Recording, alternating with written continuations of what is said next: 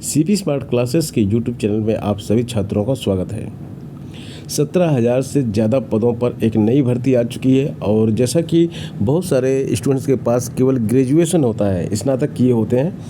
कोई आर्ट में करता है, कोई साइंस में करता है, कोई कॉमर्स में करता है, कोई अन्य सब्जेक्ट में ग्रेजुएशन करता है जैसे कि इंजीनियरिंग, मेडिकल या फिर अदर चीज़ें। तो इस तरह के छात्र जो होते हैं उनके लिए वैकेंसी जो होती हैं लिमिटेड आती हैं। 17,000 पदों की नई वैकेंसी आई है। इसके बारे में पूरी डिटेल आपको इस वीडियो में बताएंगे। अगर आपके पास ये क्वालिफ़िकेशन है तो आप ज़रूर इसमें अप्लाई कीजिए, क्योंकि ऐसे गोल्डन चांस बार बार नहीं आते हैं। ये वैकेंसी जो आई हुई है इसकी नोटिस देख लीजिए। यहाँ पे कंबाइंड ग्रेजुएट लेवल एग्ज़ाम 2024 की नोटिस है। ये हर साल ये वैकेंसी आती है। एसएससी के माध्यम से ये वैकेंसी आती है।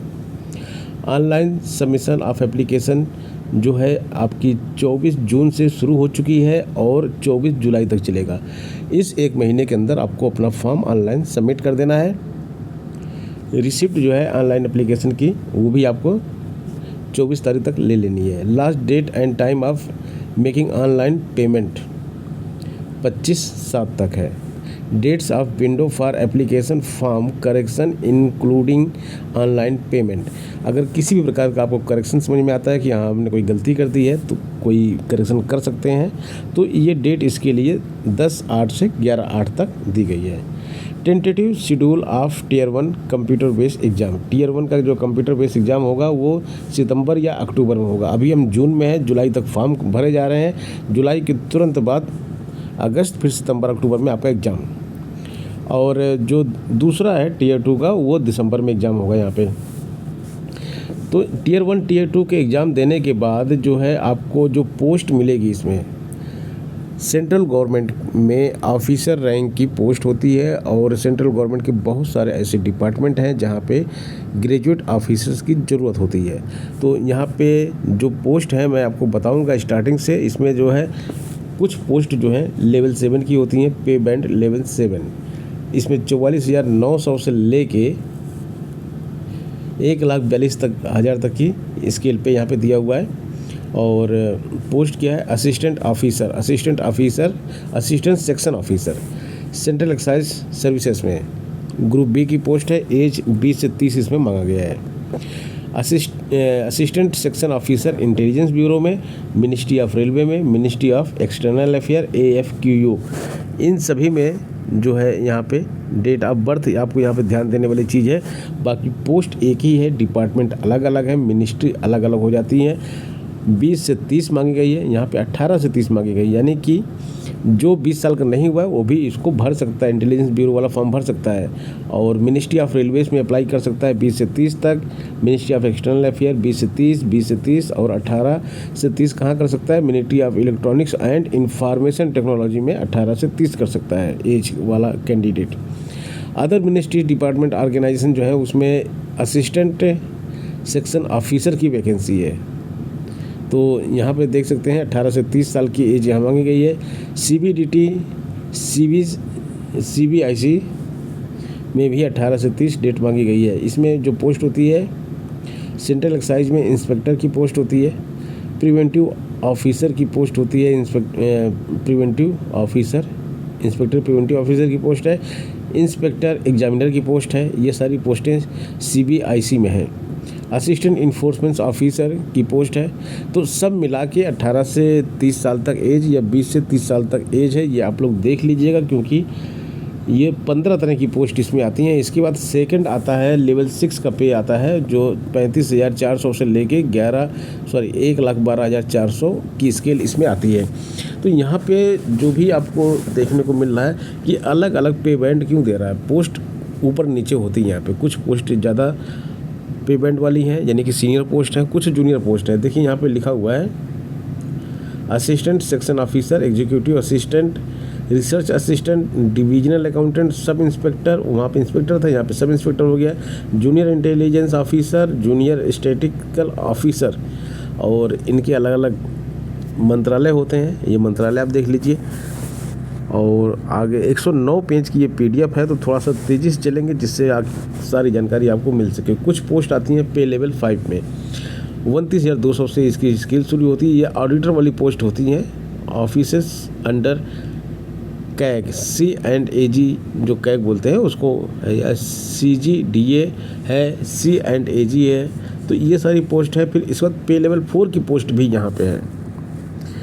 Postal assistant, sorting assistant, senior secretariat assistant, upper divisional clerk, senior administrative assistant, tax assistant, CBCID, CBDT और sub inspector central bureau of narcotics, ministry of finance. इन सभी में 18 से 27 साल तक की एज मांगी गई है। वैकेंसीज कितनी है? वैकेंसीज टोटल जो वैकेंसीज है 17,727 वैकेंसीज है। फर वैकेंसीज जो है आपको बाद में बताएंगी। वैकेंसीज इससे कहीं ज़्यादा होंगी, ये 20,000 के ऊपर जाने की इनकी संभावना है। और इसके बाद कैटेगरी वाइज रिजर्वेशन आपको दे ही दिया गया है, यहाँ बता ही दिया गया है कि कैटेगरी वाइज रिजर्वेशन है। तो नेशनलिटी जो है आपकी इंडियन होनी चाहिए, और भी कुछ चीज़ें हैं। एज लिमिट के बारे में आपको बता दिया गया है, हर एक पोस्ट के लिए अलग अलग एज लिमिट दिया गया है।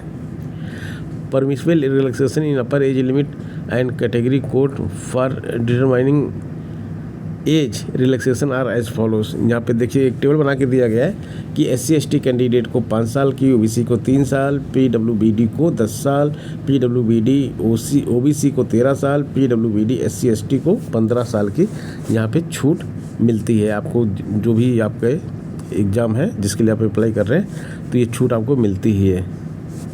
और इसके बाद जो इम्पोर्टेंट चीज़ और देख लेते हैं, हाईलाइटेड जो चीज़ है जिसके बारे में आपके क्वेश्चंस आते रहते हैं। बाकी यहाँ पे तो बहुत कुछ लिखा हुआ है, इसको एक वर्ड बाय वर्ड पढ़ के वीडियो बनाने में कम से कम 3-4 दिन लगेंगे। जूनियर स्टैटिकल ऑफिसर के इसेंशियल एजुकेशनल क्वालिफिकेशन जो होती है 1/8/2024 के हिसाब से बैचलर डिग्री होनी चाहिए किसी in any subject from recognized university or institute with at least 60% marks in marks in mathematics at 12th standard। और यहाँ पे सब में बैचलर डिग्री मांगा गया है। किसी में जो है बैचलर डिग्री, थोड़ा सा स्पेसिफिक बैचलर डिग्री किसी मांगी गई है, बाकी सब में तो कॉमन बैचलर डिग्री है, कोई भी इसमें अप्लाई कर सकता है। अप्लाई करने के तरीके के बारे में बताया गया। SSC की वेबसाइट पर जाइए, ऑनलाइन वहाँ से अप्लाई करना है, तो इसके बारे में कुछ बात नहीं करेंगे यहाँ पे। इसी तरह से और आगे चलते हैं, क्योंकि जो इम्पोर्टेंट है वही ज़रूरी है। एग्जामिनेशन सेंटर कोड दिए गए हैं यहाँ पे, तो आप अपनी सिटी का कोड देख के भर दीजिएगा। सेंट्रल रीजन का ये है, और ये सेंट्रल रीजन स्टाफ का ये है, तो यहाँ पे दिया गया है, सब आप देख के भर दीजिएगा। इसमें कुछ भी बताने की ज़रूरत नहीं है। ये है, ये ज़रूरी था आपके लिए। टियर 1 के एग्ज़ाम में क्या क्या आएगा, कैसे आएगा। 25 प्रश्न रहेंगे जनरल इंटेलिजेंस एंड रीजनिंग के, जिसमें मैक्सिमम मार्क्स 50 मार्क्स हैं इसमें। और जनरल अवेयरनेस के 25 प्रश्न रहेंगे, तो मैक्सिमम मार्क्स इसके 50 हैं। क्वांटिटी एप्टीट्यूड और इंग्लिश कंप्रेhension तीनों के 25-25 अंक होंगे, और 1 घंटे का समय मिलेगा। 1 घंटा और 20 minute for the candidates eligible for subscribe as per paras. मतलब जो ब्लाइंडनेस वाले स्टूडेंट हैं, हैंडीकैप्ड कैटेगरी में, उनके लिए 1 घंटा 20 मिनट रहेगा, और बाकी नॉर्मल के लिए 1 घंटा रहेगा टाइम यहाँ पे। टियर 1 हो गया। टियर 1 के बाद फिर टियर 2 आता है। टियर 2 में जो है आपको एक पेपर 1 जो आएगा, उसमें सेक्शन 1 रहेगा 2 घंटे 15 मिनट का। फिर उसके सेशन 1 रहेगा 2 घंटे 15 मिनट का। उसके अंदर सब्जेक्ट रहेगा सेक्शन 1 में, मॉड्यूल 1 में मैथमेटिक्स रहेगा, मॉड्यूल 2 में रीजनिंग जनरल इंटेलिजेंस रहेगा। नंबर ऑफ क्वेश्चंस रहेंगे 30 और 30, 60 × 30 180 नंबर का पेपर होगा, और 1 घंटा सभी सब्जेक्ट सेक्शन के लिए टाइम यहाँ पे दिया गया है। अब आगे सेक्शन 2 में मॉड्यूल 1 इंग्लिश लैंग्वेज और कंप्रीहेंशन होगा, और मॉड्यूल 2 जो है जनरल अवेयरनेस होगा। 45 और 25 प्रश्न इसमें पूछे जाएंगे। सेक्शन 3 में 20 प्रश्न पूछे जाएंगे। और सेक्शन 2 जो इसका होगा, उसमें सेक्शन 3 होगा 1 डेटा एंट्री टास्क, उसमें दिया जाएगा आपको, वही डेटा दे दिया जाएगा, डेटा एंट्री कैसे करेंगे आप, उसके बारे में पूछा जाएगा। पेपर 2 स्टैटिस्टिक्स का होगा। तो इस तरह से ये अलग अलग विषयों के पेपर हो जाएंगे, और इसमें PDF बहुत लंबी है, और ज़्यादा इसमें कुछ खास बताने की ज़रूरत नहीं है। और बहुत सारे स्टूडेंट्स के घर में कई लोग जो है इस नौकरी में ऑलरेडी हैं, तो वो उनसे भी गाइडेंस ले सकते हैं। इसमें बस केवल वो टेबल्स दी गई हैं। कहाँ असल में विज्ञापन काफ़ी लंबा है, तो इसकी पीडीएफ तो हम भेजेंगे ही आपको टेलीग्राम ग्रुप में, वहाँ से भी आप देख सकते हैं। बाकी सरकारी रिजल्ट में भी इसकी पीडीएफ अवेलेबल है, वहाँ से भी आप इसको चेक कर सकते हैं। और ये पूरा प्रोसेस इसमें दिया गया है कि कैसे कैसे आपको फॉर्म भरना है, इसीलिए काफ़ी लंबी ये पीडीएफ हो चुकी है। तो दोस्तों आज के इस वीडियो में इतना ही, मिलते हैं नेक्स्ट वीडियो में। धन्यवाद।